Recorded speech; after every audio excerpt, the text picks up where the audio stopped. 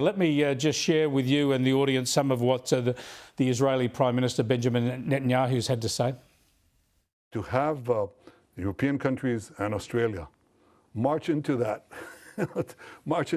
rabbit hole, just like that, fall right into it, and buy this canard is disappointing, and I think it's actually shameful. But it's not going to change our position. Those who say that Israel has a right to defend itself are also saying, but don't exercise that right. They know what they would do if right next to Melbourne or right next to Sydney, you had this horrific attacks. I think you would do it, at least what we're doing. So very clear what Bibi Netanyahu is saying there, but tell me, Dave Sharma, Australia's action is not taken unilaterally. It's in concert with the UK, with France, with Canada.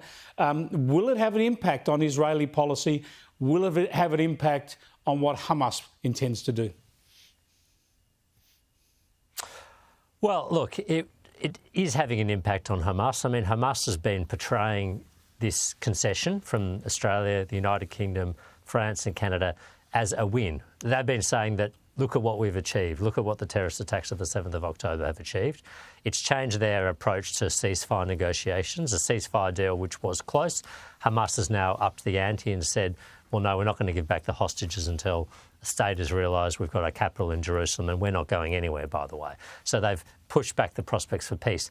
In terms of Israel, though, no, it's not going to change Israel's actions. I mean, fundamentally, a Palestinian state can only come about with US agreement because of the US's position on the Security Council, and Israel's agreement because Israel would need to negotiate final borders and live alongside that. This move, whilst it isolates Israel more diplomatically, it's not going to convince them to sign away their security interests. I mean, I think as Netanyahu said in that same press conference, I'm not going to sell Israel's national security interests for 2 minutes of favourable media coverage in the international press. So I think, this shows the emptiness of this gesture and how little it will actually change anything on the ground, except make it worse. Yeah, thanks so much for your analysis, Dave. I appreciate it. Dave Sharma there, Liberal Senator for New South Wales and, of course, a former Australian ambassador to Israel. And he was a diplomat in Washington as well, as he mentioned there.